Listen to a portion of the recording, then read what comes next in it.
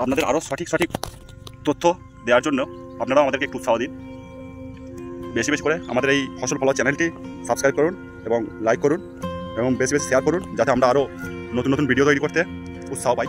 আমি আজকে আমাদের শসা খেতে দেখতে পাচ্ছেন ব্যাখারি লাগানো হচ্ছে। মাচা তৈরির প্রস্তুতি আমরা নিয়ে নিয়েছি। দেখতে পাচ্ছেন কীভাবে লাগানো হচ্ছে। গাছটাও কতটা সাইজ হয়েছে ভালো করে দেখে নিন।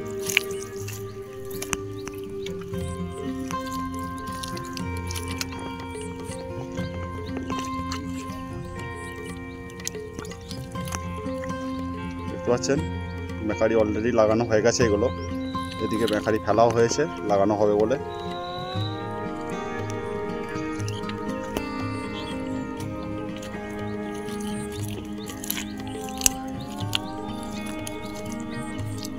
আর কয়েকটা দিন পরই সম্পূর্ণ মাচা গাছ উঠে যাবে। খুব বেশি এক সপ্তাহ মতো লাগবে আর।